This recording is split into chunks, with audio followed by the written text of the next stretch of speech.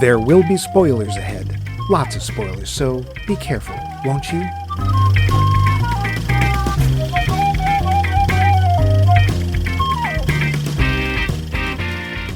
JT, ML here. Get me a rerun on Star Wars. We'll call it Bar Stores. The spellbinding story of the struggle of tavern suppliers. It'll make a mint. Get me that new pretty boy actor. What's his name? Then give him a sex change operation and he'll play the ingenue. I know. Genius, right? Then we'll film in Oshkosh, but we'll put a sign on it that says London and we'll save a bundle. No, I'm not insane! Find me the largest bag of dryer lint you can, paint it gold, put it in a tuxedo, bam! We've got our leading man. Then grab me the cast of Eisenstein's Battleship Potemkin. They're dead? Perfect! Resurrect them, kill them, prop them up with something, and we've got the ragtag bag of misfits to carry out the caper. Never mind what caper! Get someone to spray paint Mulholland Drive bright fuchsia, then bring me a bottle of Family Regret and a large plate of Oh, mine papa, and we'll be good to go. Yes, now, mommy. Are you okay? Who says I couldn't be a movie producer? What's that? All of humanity? Well, fine. Let's talk about 1952's Hollywood picture about Hollywood in our series Ready When You Are, CB. Have I fired you lately? And I'll stick with being your host. Don't ignore me. You can pretend you can't hear me, but I know you can. Where's that voice coming from? Yes, I'll stick with being your host, Max. We'll fix it in post-production, Levine. And over there, still remaining your other host, is Mike. This picture needs more Calgon loose. Give us the one sheet, Mike. What post? Keep flailing. But before we get to 1952, let's get to now, or rather last week, with our poll question. Poll question. We asked you, who do you think deserves a biopic that hasn't gotten one yet? From the frozen deep south. No, I think I got my compass stuff mixed up. Have I not fired you lately? The Maybe that's the Puffin problem Master. this week. I haven't fired The Puffin you Master himself. Stop that. Vince says, I am not always sure famous figures need biopics, to be honest. We often know most everything about them all the time because, well, they are famous. Hard to argue there. I would rather hear about people who made contributions that have been forgotten or neglected over the years, or had a unique perspective on some famous person. H.P. Lovecraft's wife, Sonia H. Davis, for example. I had no idea what her name was. I didn't know he was married. I knew that. I didn't believe it, but I knew it. They were married for 2 years. Okay. And even after the divorce, I believe she continued to keep him financially solvent. She was at least as involved in early sci-fi and horror groups as he was. I have her short writings about Lovecraft, but she doesn't mention her life much, and I'm really curious about it. Same could be said for Fritz Lang's wife, who worked with him on his early silent German films. If they were silent, how did you know they were German? There's text in them. Oh, God. And wrote many of them, including Metropolis. Wow, I did not know his wife wrote Metropolis. She stayed in Germany with the Nazis. Oops. I guess it's like saying with the in-laws. I don't know. He escaped. He escaped to the United States, and I always think there must be a story in there somewhere. That's really intriguing, and yeah, I'd like to hear that story myself. Thank you, Vince. Yeah. Jamie Kleinert says Rebecca Clark.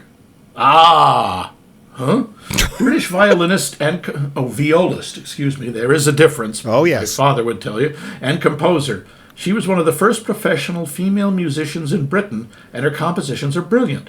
She moved to the U.S., got involved with her piano teacher, married him, and dropped it all to become a housewife and mother. I want to believe she still made music, and I think there's more to the story. I hope so, because that's depressing as hell. Yeah. Nadia Bollinger would be awesome. Fanny Mendelssohn, Clara Schumann, Amy Beach, Florence Price. I want a movie about any or all women who wrote and performed music when it was still considered unseemly to do so. Well, I can honestly say I have no idea who any of those women were. And that's why they deserve a biopic. Yeah. Adam Mark, hang on, I got to do some limbering up for this one. Quote, it was fortunate that the Commodore was not educated, for had he been, he would have been a god. It's from the New York Sun, April 1878. He came from absolutely not... Adam, are you pitching a script? Excuse me, I'll do the voice. He came from absolutely nothing. A nobody of Dutch stock in a no-place neighborhood, in a world, in a land before time, with no education or connections. He started a small ferry service that he rowed/sailed himself as a teen, providing passage from Staten Island to Manhattan. He was the first Staten Island ferry. Oh. Landed gentry tried to stop him to protect their antiquated customary captured revenues. He fought his case all the way to the U.S. Supreme Court and won, reserving regulation of interstate commerce solely to the federal government and ensuring the definition is broad. The U.S. likely would not exist today if not for that determination.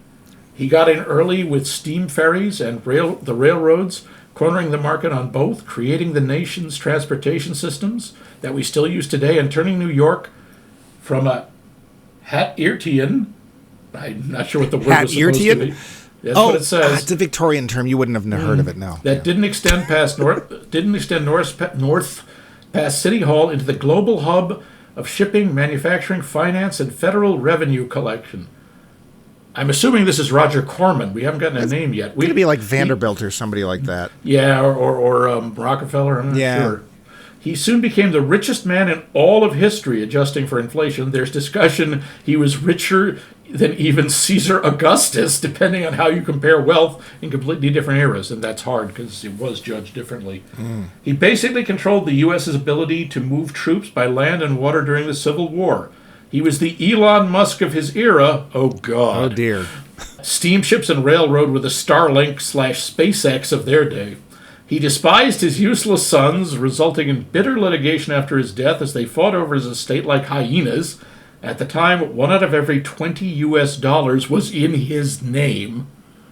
He owned 5% of all the wealth in America. Yikes. He was also an incredibly violent man. Fist fights with peers were the norm for him.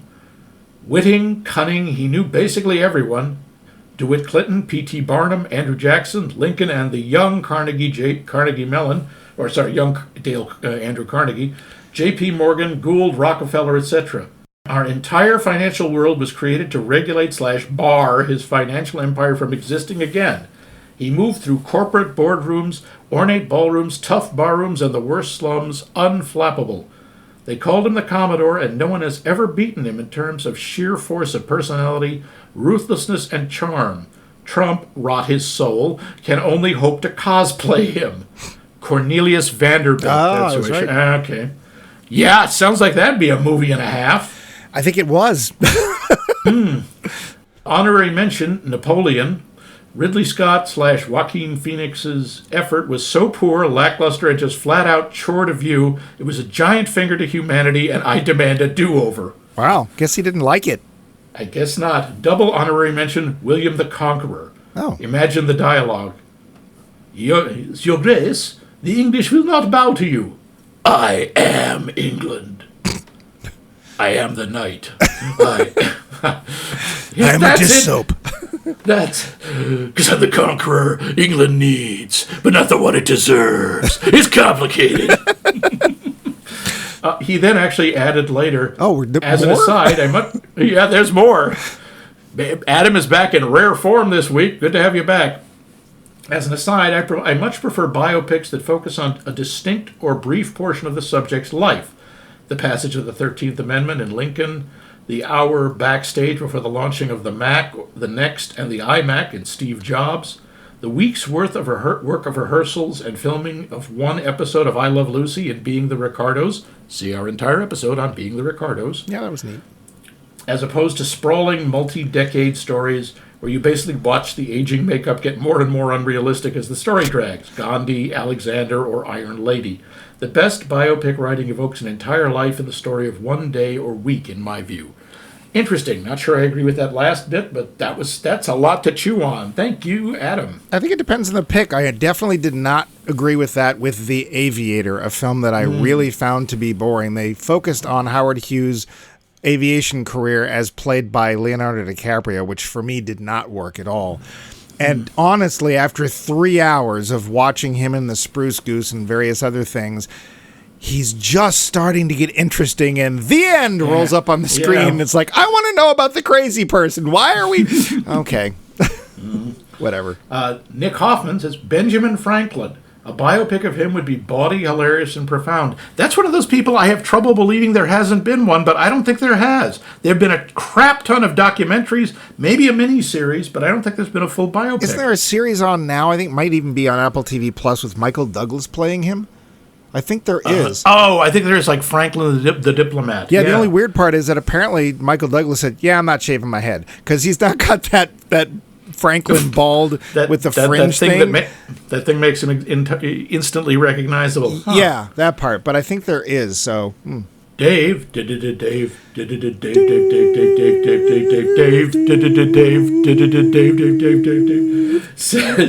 I would have said Groucho, as in Marx. Of course, how many other Grouchos are there? But I had 3. But I guess I need to see Raised Eyebrows. I don't even know I've never heard of that. Bummer that it doesn't include the war years when he had Japanese spies as servants in his house. I should point out, Dave then goes on to point out later, I was confused. Charlie Chaplin had the Japanese spies. I blame jet lag. Yes, jet lag is famous for placing Japanese spies in people's houses. well, Groucho Marx and Charlie Chaplin are so alike. I mean, they both have the... Who's the next answer? No, hang on. So how about Grotius? Who? I'm wondering if he means Gropius, like Walter. Starts with a Gro, just like Groucho. In the alphabetical list of famous people worthy of biopics, Grotius is one rung above Groucho. Shame he was skipped. Oh. Or maybe Angela Merkel. I liked the Margaret Thatcher one. That was the Iron Lady. So why not another powerful woman biopic? Sure. Why not? And of course, the reason Charlie Chaplin did have Japanese spies in his house, as Dave points out, is he forgot to inspect the ceiling. Because that's where you always find your ninjas. Hey, I've been watching a lot of Japanese TV and movies. That's always where they're lurking. Well, it's true. They always show up in a Bond movie that way. Yep. Always check your ceiling for ninjas. Now I know. Don't drink the thread. And the legendary inventor of the Tatum, Richard Tatum, said, wow. There is no such thing. Richard is a very nice person. He's a voice actor. No. And inventor of the Tatum. Fired. Wow, there's a huge list. But the one I'd want to see, not just a biopic of, but an entire series dedicated to, is hands down Josephine Baker. Oh, wow. I still can't believe they haven't done one of her. They've done a few movies, but her life is way too big for 90-so minutes. The woman who came from really, truly the American version of nothing to claw and scrape her way to become not just a major star, but an icon, a philanthropist, a civil rights activist, and, my fave part, a goddamn spy for the Allies during World War II. She needs a series. Wow. Sounds like she does. Yeah. Adam Mark agrees, saying Josephine Baker with Idris Elba or Alexandra Shipp would be amazing. Idris Elba as Josephine Baker? I don't know. I think he just means as another character in the film. No, but I think he wants him to play I'm it. sure you do. Yeah. Benjamin Schleiss says Joe Medicine Crow. In World War II, he became a war chief for the Crow Nation, completing 4 tasks. Touching an enemy without killing them. He counted coup on a Nazi? Wow. Taking an enemy's weapon, leading a successful war party, and stealing an enemy's horse. Oh my God, that's awesome. I want to see this movie. Henry Johnson, first American to win the Croix de Guerre, Cross of War, in World War I. His actions gave him the nickname the Black Death. I'm going to go out on a limb and suggest that he may have been a gentleman of color. His unit, the 369th Infantry, was called the Harlem Hellfighters. Yep. His story after the war is tragic, but more people need to know about him. Yeah.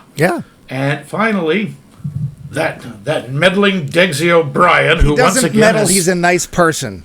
He does. He should stick to landscape painting and stop foiling my international criminal organization. I wish he... Hey, Degsy, you want to help host a podcast? O'Brien! For me, it would have to be Richard Feynman, the Nobel Prize-winning theoretical physicist, collaborator on the Manhattan Project. Boy, did they even mention him in Oppenheimer? I think if you looked in the group shot, third row back, third over from the right. No, okay. I thought he was a big deal in that. Key component in solving the mystery of the Challenger shuttle disaster, and self-taught expert in making the contradictory world of quantum physics explainable, mostly. Certain aspects of his life have been portrayed in the movies, like the Manhattan Project and the Challenge, but they've only touched small shards of his colorful life. Yeah, I got to go with that one, too. His colorful life. His colorful life. And from the hotline. Oh, we dear. have that saucy minx, Oh, no. Doris Hempelmeyer. Hey, baby. You don't encourage her. Oh, yeah. You're going to get into trouble. I just know You it. wild minx, you. Well, what did she have to say? Hello, Doris Simplemaya here. Hi, Max. Hi, Mike. Anyway, I've called to answer your question. Your poll question this week is, what famous figure do you most think deserves a biopic but hasn't had one yet? Well, that's a very interesting question, I will say. Max, you must have come up with this one. I would love a biopic of you, if that would be possible. You're famous in my eyes. Anyway, the one person I thought of, I have not seen a movie about her, but I think there really should be one because she's really a fascinating person and very important. Don't forget, very important. Ida Lupino. Now, I don't know if you know much about Ida Lupino. She was a wonderful actress in the 40s, but she was also a director. And not many people know that, and it's so very important to know that because, you know, not many women got to do those things. As a matter of fact, I would like to see a movie about all of the wonderful women who have done wonderful things in the movies that nobody knows about. Because, you know, these women, they were out there directing and writing and creating technical things like camera stuff for other people to use, and men took the credit for that. But they did do it. So we need to know more about that. That's my answer. I hope you guys have a wonderful week, and I can't wait for Monday so I can hear the next episode. Bye. Her best suggestion, clearly, is that I should have my own biopic. You should have your own show. Yes, I should. Well, but she brings up a really interesting one. Ida Lupino, who was a major figure in Hollywood, and almost nobody knows who she is. She was a director, a producer. She showed up on Columbo. And these are all great answers. Thank you so much. And, as usual, we must feed the beast, so we need more answers, lest it rise from its ancient slumber and devour us all. Answer the question. Oh, me? Yes. You know, 311 episodes. Oh, nobody wants to hear from little old me. Well, eventually I'll get it right. Come on. You 312's the charm. Max, who has not yet got a biopic that you think deserves one? I would like to see one about Hedy Lamarr, and not just because of the obvious reasons. Because this woman, in addition to being a major Hollywood force, a major pinup girl, the visual inspiration for both Snow White, the Disney Snow White, and the original Catwoman in the comic books, she was a certified genius inventor.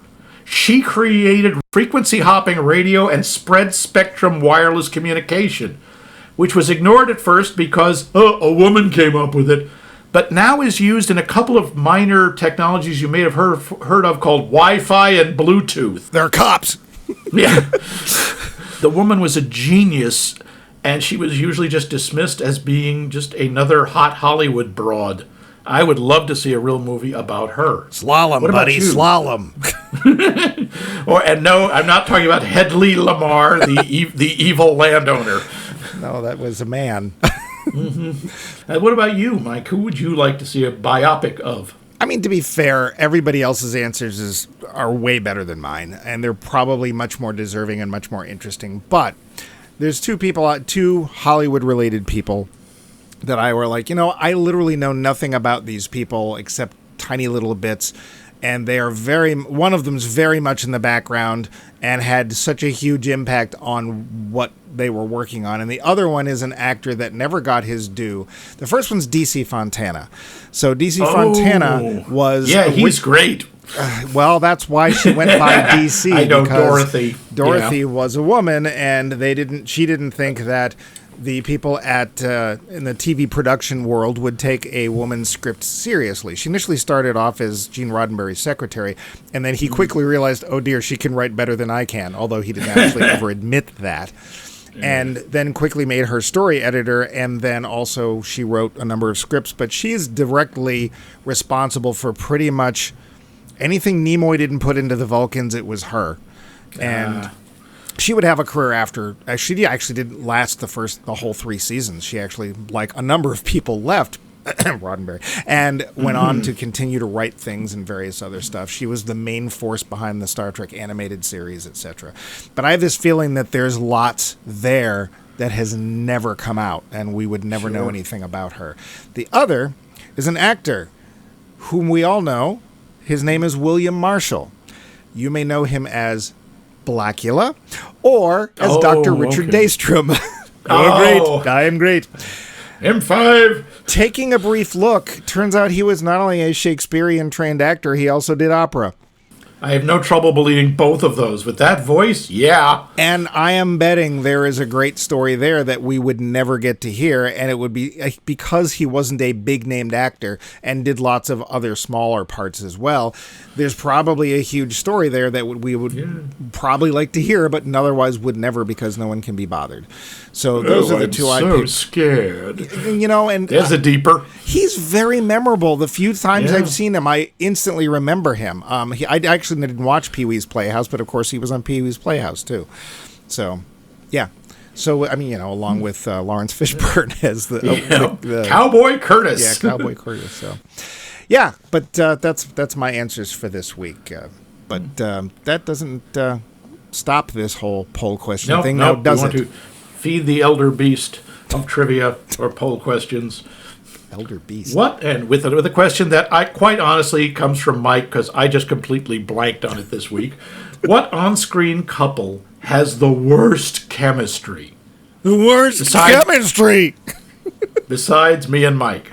And at the end of the show, we will tell you how to answer that question because it's a huge secret that we've only mentioned 311 times. We don't appear on screen. It's better that way. We do this for the good of all mankind. But let's get to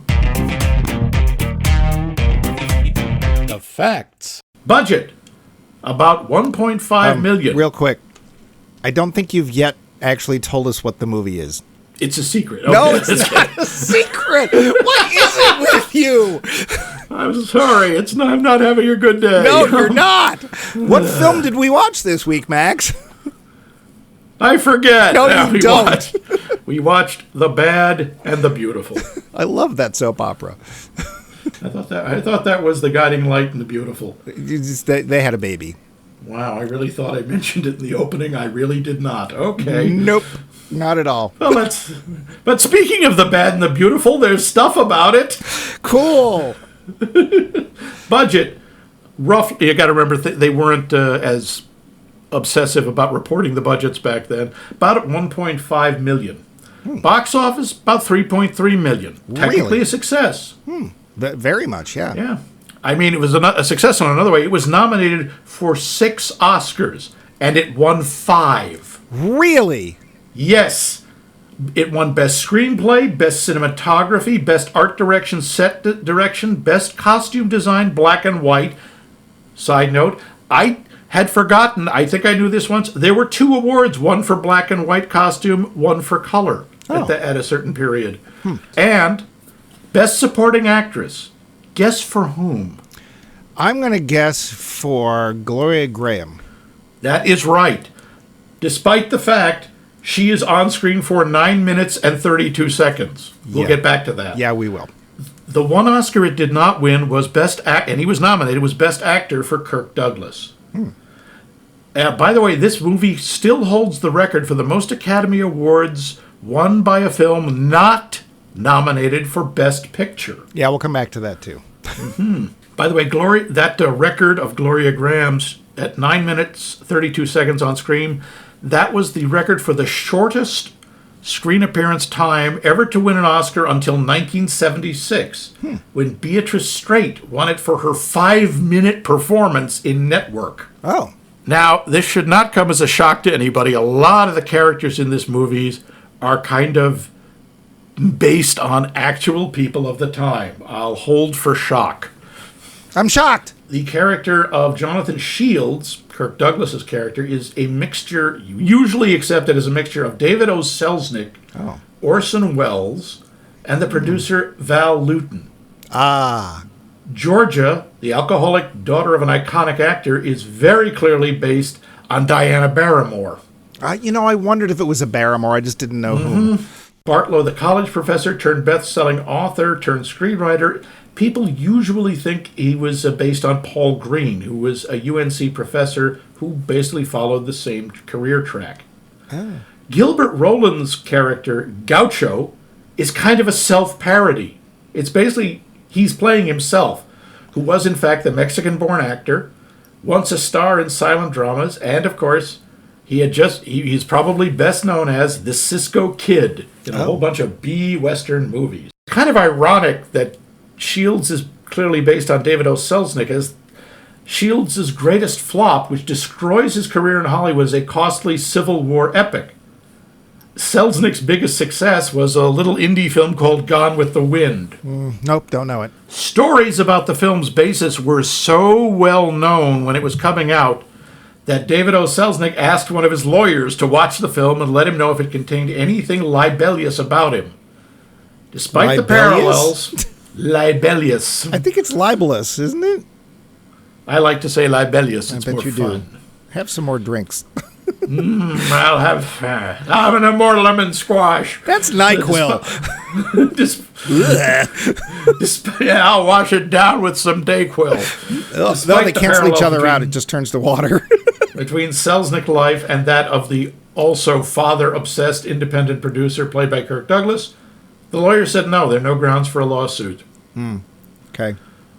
Gloria Graham's character is sort of, and I will say, stretch this, some people say is based on Zelda Fitzgerald, which I would disagree with. Oh, wife of F. Scott? Wife of F. Scott. Okay. Because some people think that Dick Powell's character was also F. Scott, and he's not. There's no similarities, really. I mean, apart from being admiring the South, I mean, F. Scott Fitzgerald was from Minnesota. Did F. Scott write screenplays? He had a bunch turned into them, and I think he had input on some, but he wasn't like William Faulkner, who actually worked as one. No, I don't think he did. Was he deadly boring? No, apparently, well, it depends who you ask. Hemingway thought he was. Oh, well, there you but go. Everyone else thought he was just delightful. Yeah, well, Hemingway wore tutus and ate whole bakeries, but, I'm sorry, that's Goering. How do you get those two mixed up? It's the beard. A few more bases. The character played by Kathleen Freeman is based on Alfred Hitchcock's wife, Alma Reville. I think that's how you pronounce it, yes. Leo G. Carroll shows up as a demanding director. It's a pretty thinly veiled reference also to Alfred Hitchcock. Oh, well, he was over a barrel, so. Yeah, well, yes, it was. But at least when Tarantula took to the hills. Lick those lips. Yeah, when the Hitchcock first came to Hollywood, he was under contract to David O. Selznick for years, and Leo G. Carroll was in a lot of Hitchcock films. The word sex is mentioned 6 times throughout this film. You mean sex times? Yeah. This may not seem like a big deal now, but in 1952, they had a lot of trouble getting that past the censors. This movie is directed by Vincent Minnelli. If that name sounds familiar, you know who he was married to? He was married to Judy Garland and spawned Liza! It's Liza. It's Liza. Vincent was a tad worried about Lana Turner's performance because she was sadly very insecure, and a lot of people thought her acting was kind of limited. And he got her through the first scene by telling her that every retake was someone else's fault.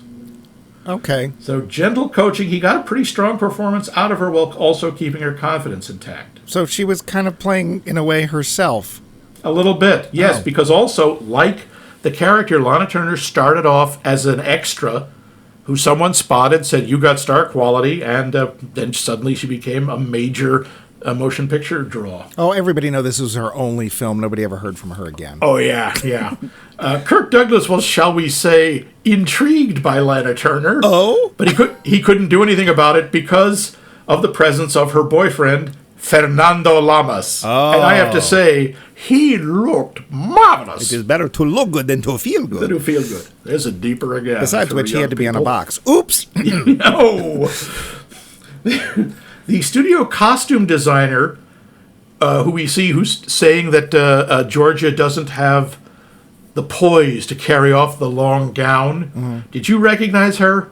Yeah, it was Mrs. Cleaver herself. Yes, Barbara that was Billingsley. Barbara Billingsley, uncredited, and the character is based on three different costume designers. Edith Head.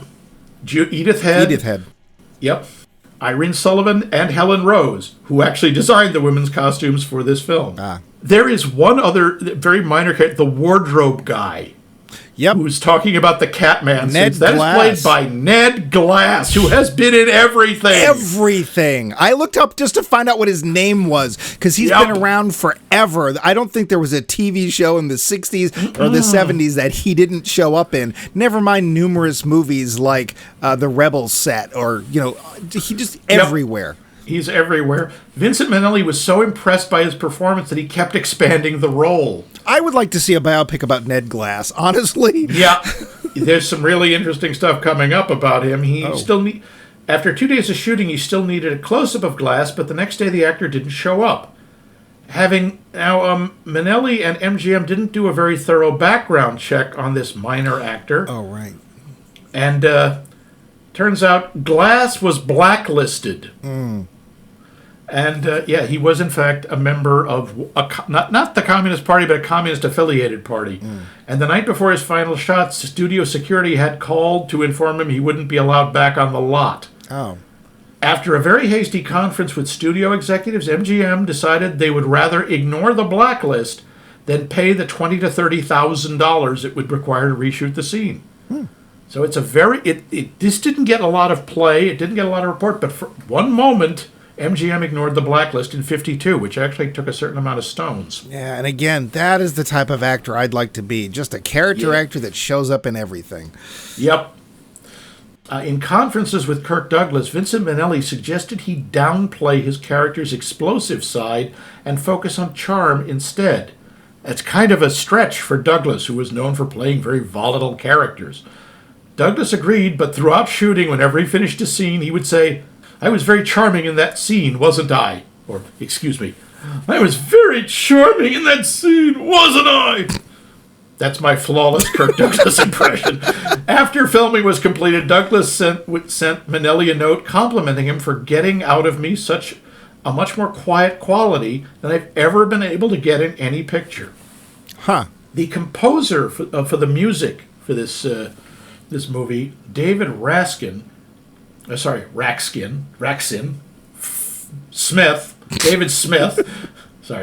Raksin, had scored a huge hit with the theme song for Laura in 1944. By the way, that was not Tell Laura I Love Her, which I originally thought. Rats! But resented the fact that the lyricist received an equal share of the profits. How dare he?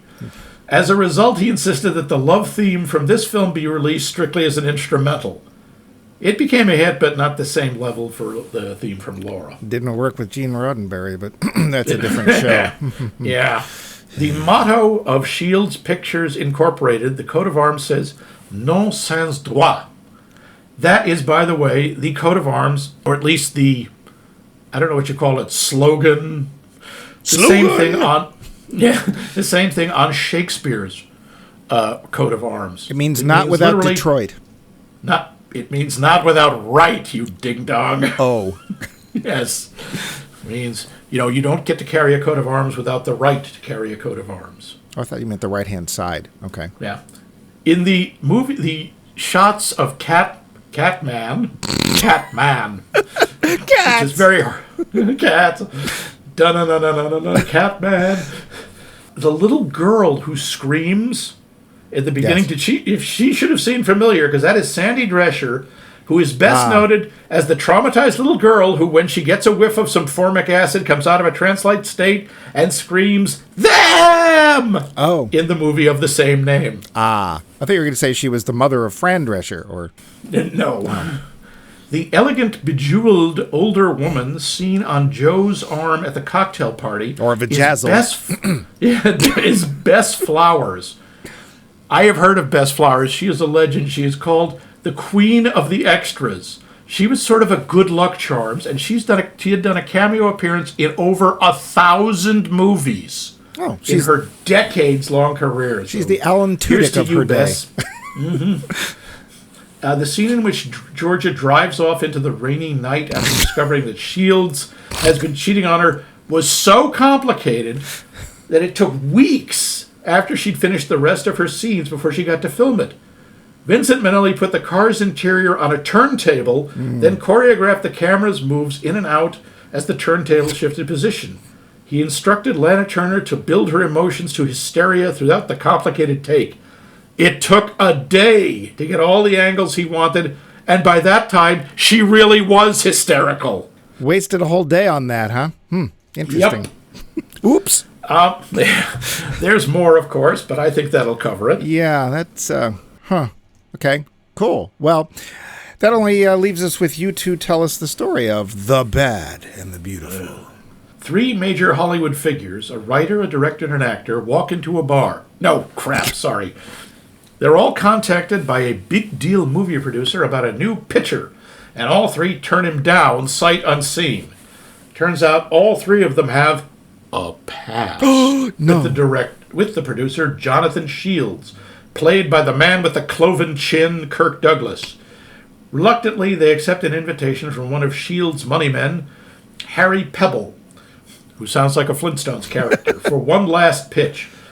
Most of the movie is a series of sequential flashbacks as all 3 of the Hollywood figures remember their time with Shields and what he did to each of them. Grr.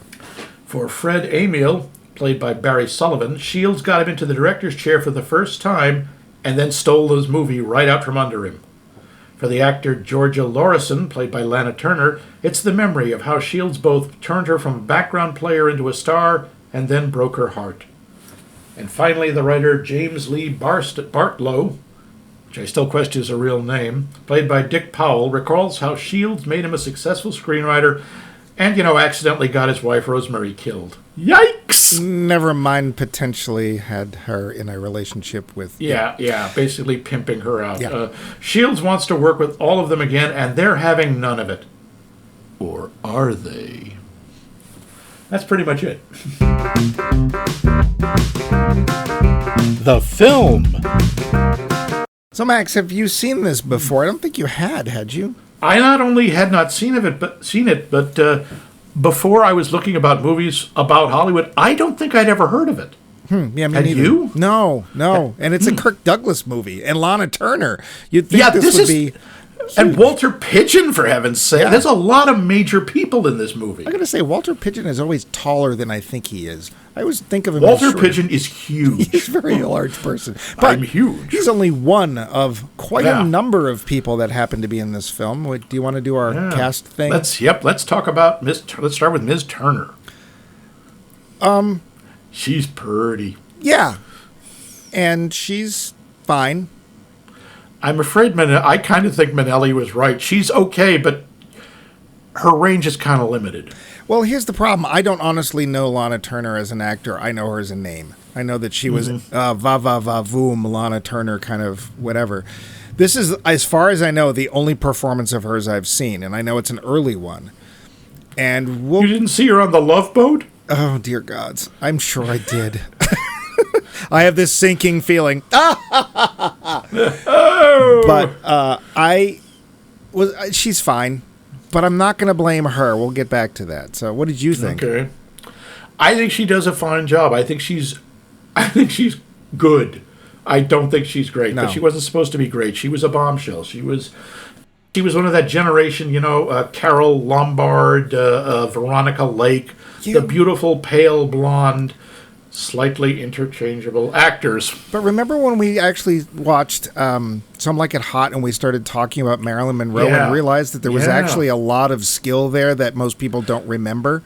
Which is probably why she was, of the people we just named, she's got to be the most successful. Yeah. So I'll agree, she's fine. She's fine. Then we have Kirk Douglas. Who I have to say is in fact the calmest I've ever seen him in a movie. And looking like he least needs a large plate of prunes.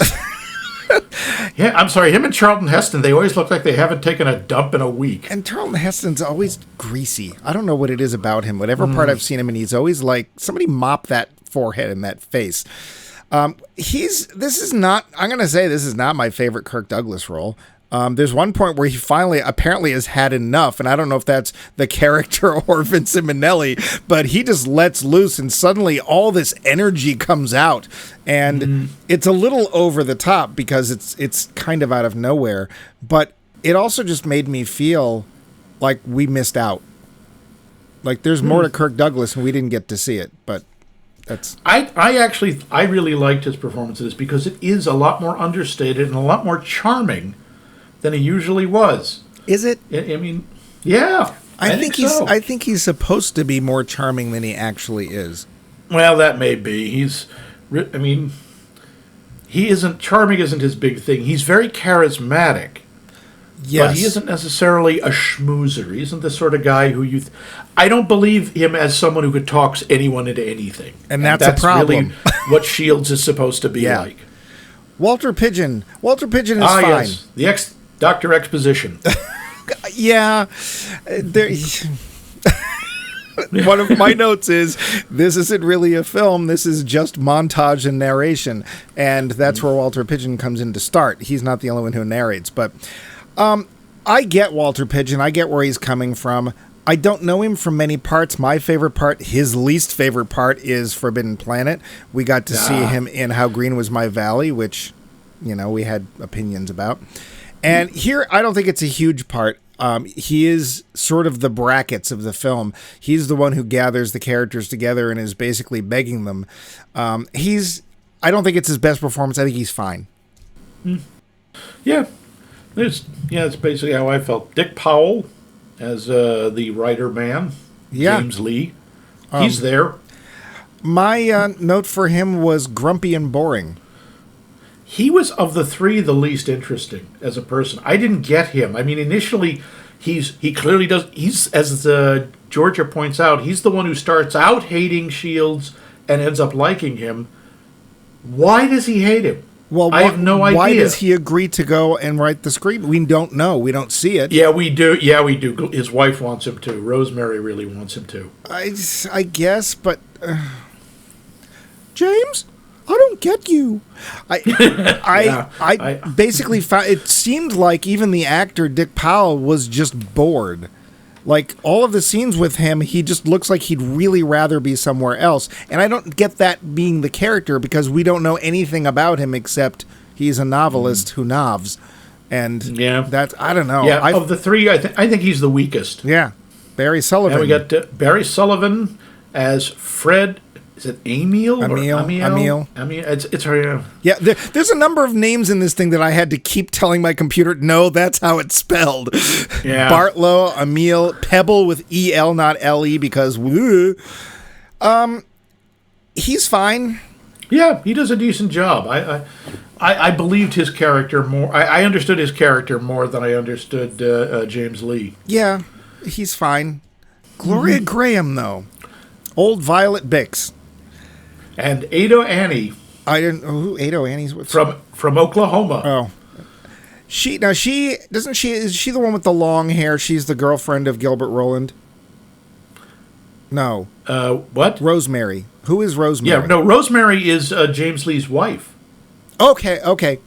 I keep getting her confused. She's fine. I get her character, and she's one of the better performers. The one, and I don't see her in the list here. The woman who played the long-haired girlfriend. Oh, Lila? Yeah, is that her name, Lila? So that's Elaine Stewart? The one who went... I think so, if you mean the one that Jonathan fools around with. Yes. Yes, I know. Was Lila. I'm skipping over Elaine Gloria Stewart. Briefly. She, to me, was the biggest breath of fresh air in the entire film. I loved her attitude. I wanted to see more about her. Of all the characters in this film, she was my favorite, was Elaine Stewart. Okay, interesting. But Gloria Graham, I, of course, knew her, and instantly it's like, oh, it's Violet Bix from... and probably a whole bunch of other things. Oh, yeah, tons of stuff. The only thing I don't get about her is that I guess I don't get the relationship between her and her husband. I guess I can see why she would leave old grumpy, boring puss to go off and be with Gilbert Roland, but yeah. What about Gilbert Roland? He's a small part. Gilbert Roland, a.k.a. Luis Antonio Damaso del Alonso. Okay. Yeah. He's fun for the 5 seconds he's on screen. Yeah, he's a lot of fun, but he he's really a plot device. He's not really a character. The one thing I do like is the friendship with him and Jonathan. I know we're supposed to focus on all the others. Yeah. Those two I believed were friends. You know, these were just a couple of guys. They might be the two that have some of the best chemistry in the film. Yeah. Although I had to wonder why Jonathan kept wanting to go up to Lake Arrowhead alone in a cabin with James Lee. Well, it's a guy thing, I'm sure. It's not meant to be anything else, but, you know. We didn't see the sleeping arrangements. No. Well, we had sleeping arrangements. We'll get back to that. Yeah. So, he was the character who definitely made me go, are these people supposed to be other people? Is he supposed to be Cesar Romero? Or, what is, who are these? He's supposed to be him. Yeah, which is fine. So he's fine. Leo G. Carroll is fine. He's good. He's fun. Most of the rest, they're all just small parts. Yeah. Sammy White as Gus actually gave me the only time I laughed in the entire film. He's this sort of not very good agent, and he's the agent for Georgia, and he starts breaking out crying when he finally gets a client job. Oh, pull yourself together, man. I did like that. I can't help it. I'm a very emotional person. Yeah. He's literally there for 5 seconds, and he actually made me laugh. So I'm going to give him a little check mark. Okay. Although he doesn't even have a picture on IMDb. No. So, but yeah, and then there's other people. Not least of which Ned Glass, who quite honestly I adore Ned Glass. He was terrific. Yeah.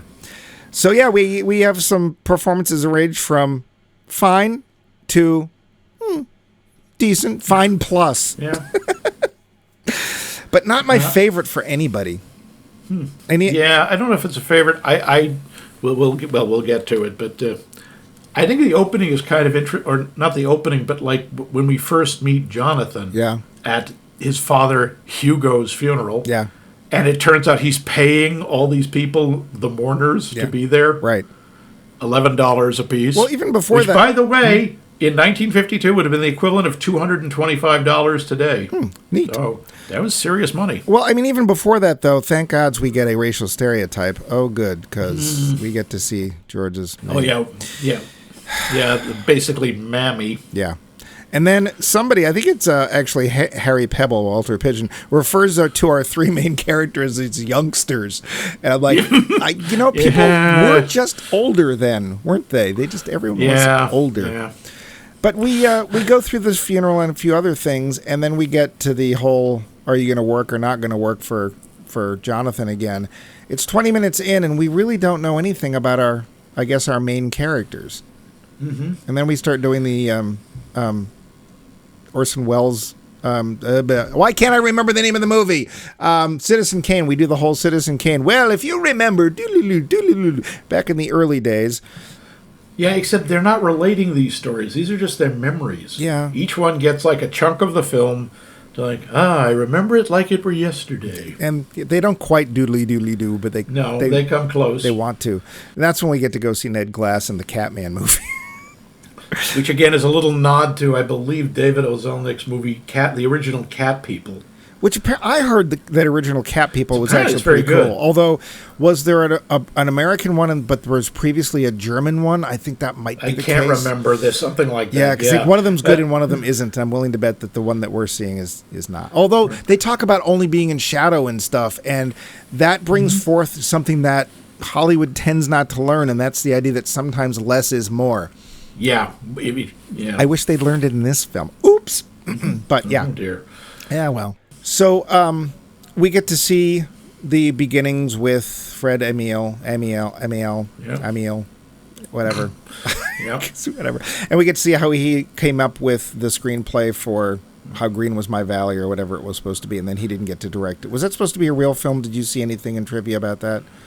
I'm not sure. No, in the trivia there was nothing about it. It may have been based on something, but I don't think there was nothing obvious. But, because these two, so basically, Emile and Jonathan Shields meet at the funeral, and Shields is making comments about Shields' father being a jerk. Without realizing that he's standing next to the guy's son. And then Emil, being a nice guy, decides, I should go and I should apologize because it was a funeral and you shouldn't do that. So he goes and finds Jonathan Shields and says, hey, sorry, just to let you know, I didn't know it was you and I shouldn't have said that. That was childish.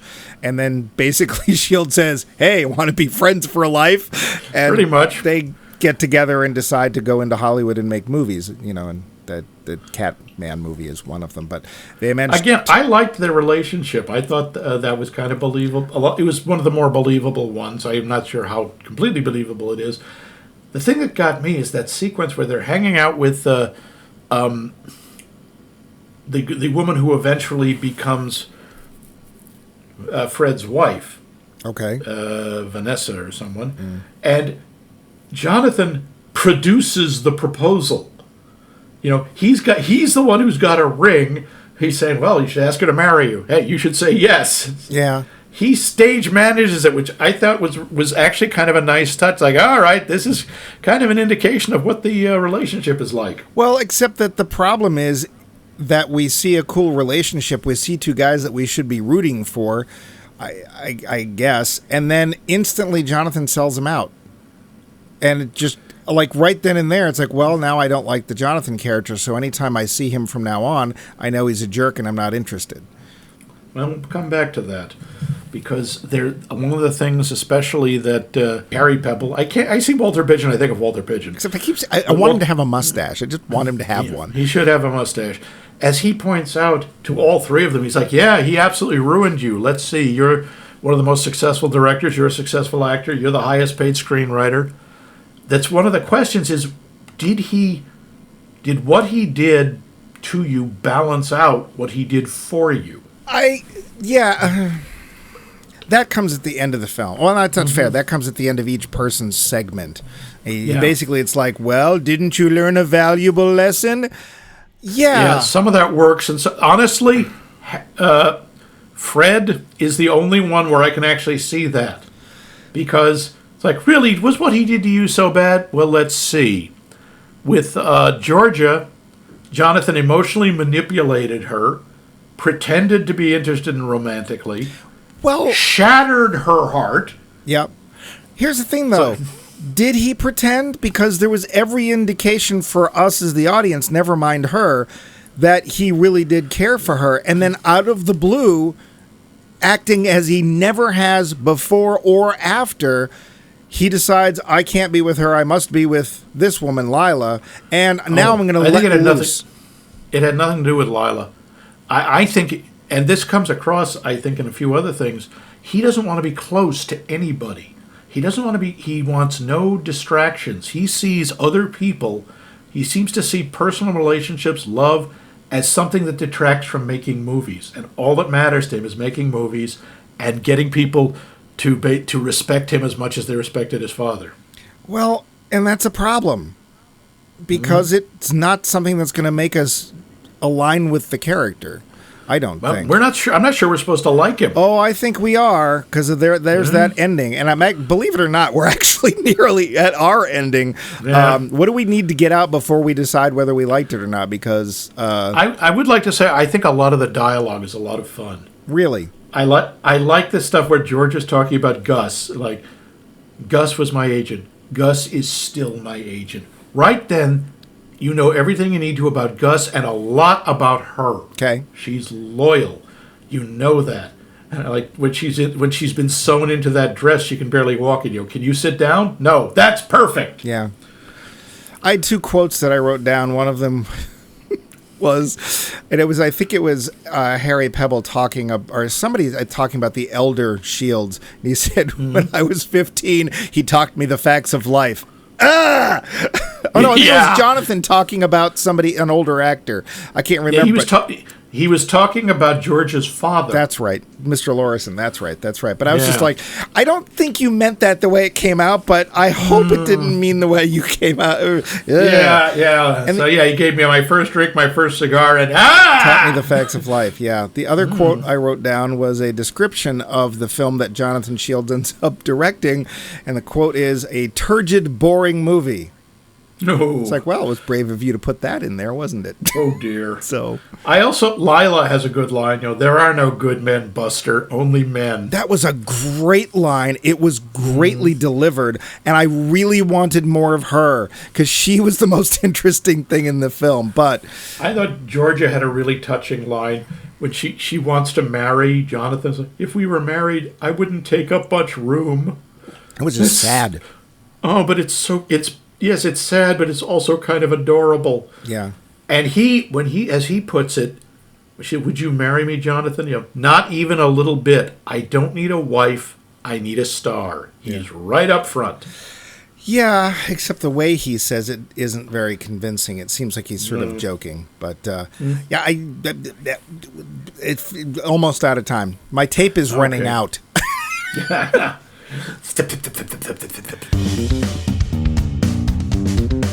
The finish. So, Max, sorry. Yeah. Usually we get a little bit more time, but there was stuff. You'd never seen it. You'd never even heard of it. Nope. What did you think? I liked it. I mean, I don't think it's a great movie. I think it's a decent movie, and I think it's an interesting picture of 50s Hollywood, and I think it's an interesting picture of people's obsession with making movies. I don't think it's spectacular. I think the performances are competent. That's a straight workman-like. Yeah. But I like the dialogue. I thought the writing was decent. I thought it moves along very nicely. I thought the directing was decent. I think it's good. I don't think it's great, but I think it's good. I'm guessing I am alone in this. I mean, as far as this show's concerned. Well, what else matters? I thought it was kind of borderline terrible. Ooh, I mean, really? we've got some technical issues. There's some day for night in there that honestly confused me. It's like, wait, what time of day is this? Oh, the headlights are on. It must be nighttime. That's the only way I could tell. They just didn't care. That car crash scene was the worst car crash scene I've ever seen. It's literally like the character, Lana Turner, just gives up halfway through and just lets go. And the car's supposed to be spinning and she's screaming and she doesn't hit anything. I have to admit, in my notes I have, oh, look out, look out, look out, look out! We get to the part with James and we just don't care. He's grumpy and boring. And then we get to, literally this scene where he is with Jonathan and they've gone off to Lake Arrowhead. I think they stopped to put water in the radiator or something. And he happens to look over at a newspaper and I'm like, oh, he's going to see what major Hollywood star was out with somebody's wife. And it's like, well, yes, but they also crashed the plane. So it's like this big headline. And then they drive off and somehow still make it to the plane crash. It's like, so you can identify the body and... yeah, wow, is he broken up? Well, that too, but it's just like... that's her. That's okay if we have the internet. Oh, newsflash, a crash just happened, not with a newspaper. No, the crash, they would have cleared up the site. They wouldn't have all been there. The body wouldn't have been there. No, but the ending is just way too Hollywood. As if the rest of the film didn't, to me, feel just very, very Hollywood. It just feels fake. But there is this scene, and it is so...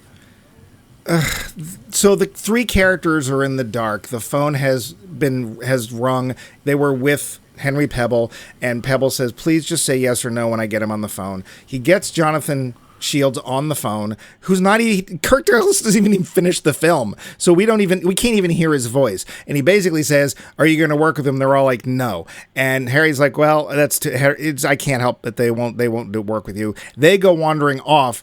They walk past in the dark, a phone on the desk. They pick it up. There are 3 spotlights. And as each character decides to listen into the phone call, they lean into the spotlight so we can see their faces. And you get the impression that they're like, well, maybe we'll work with him. Why? Because they know he'll make a successful movie with Will he? Because the last one we saw he made, he had to shelve. Also... yeah, because he directed it. Let's face it, this whole, well, aren't you better off? It's like, yes, and I also learned an important lesson, not to have anything to do with Jonathan Shields, because everything after that, I did without him. I don't like the idea that we're supposed to like Jonathan and basically side with him and that everything he did was okay. I just was like, what weird twisty... I didn't get I didn't think we were supposed to. I thought this is, I think, kind of an indictment of Hollywood. I felt that it was like, okay, these three people, yes, they hate the guy, they resent him, but he's offering them a chance of success, more success, and they'll take it even though they hate him. I guess, I don't know. I thought it was more about the mercenary nature. I thought all of the performances were off or flat. The guy, again, Dick Powell, it's not like he's somebody we've never heard of before, and he's boring. That whole third section of the film, because the film's almost is 2 hours long. It's like an hour 58. Yeah. By the time we get to him, it's like, I don't care. I just don't care. Can we get through this? And it was just, I don't know. I did not care for it. And now I understand why I've never heard of it. And you've got some big names here, but just, ugh. And this director, Vincent Minnelli, I never heard of him. No. I thought he was well thought of in Hollywood, but this to me is just not good. I wouldn't say it's an F, but it's like a C-. I mean, Minnelli also did a bunch of old classics like Meet Me in St. Louis and An American in Paris and Gigi. All three of which are supposed to be amazing films. Okay. The fact that you said it was now nominated and won Academy Awards for all of these things, none of which were acting, directing, or screenwriting, did not surprise me. It was screenwriting did win. Oh, it did? Okay. Really? Yeah, just... I didn't care for it at all. I didn't think it was worth watching, and I wouldn't recommend it. Would you recommend it to other people, though? I would. If you're a Hollywood completist, if you like seeing movies about Hollywood and you like the little in-jokes, I would watch it. You know what I would do is I would answer our poll question. And, Max, if you would go over that again and tell us how to answer that would be awesome. Nope. So, moving on. Don't want to. No. I kid. Our new poll question is, it hurts so bad. What on-screen couple has even worse chemistry than me and Mike? And you can answer this question by emailing us at maxmikemovies.com or going to our website, maxmikemovies.com, or going to the Bachfage and finding us on Facebook under He said it! He said it! 312 episodes! He finally said Facebook! You're welcome. And, of course, we are on the podcast app of your choice. And if you want the super special, awesome experience, and if you maybe want your voice on our show, you can give us a call at our super secret, fudgy-coded, special Hollywood, I'm running out of adjectives, phone number, 617-398-7266. That number again, 617-398-7266. Pledge early and often. Yes, we are barely halfway through, possibly less than, our series. Ready when you are, CB. What's our next one, Mike? Well, I thought, if Max can pick a movie he's never seen, I can pick a movie I've never seen. And that doesn't follow at all. To be honest, I know literally nothing about it, except the image of the main character.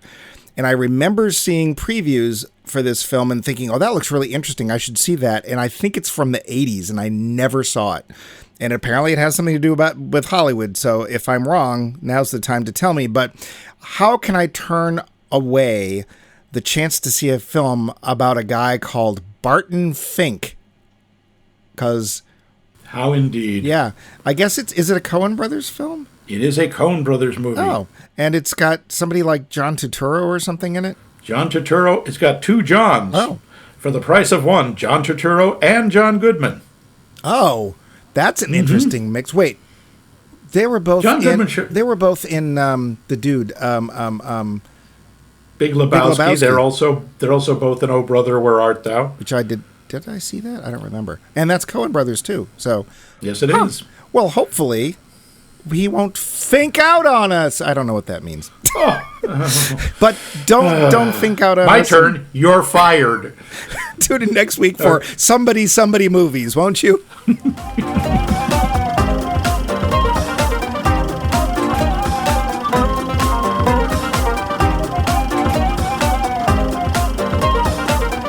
This has been a co-production of The Voice of Max and The Movie Wrench.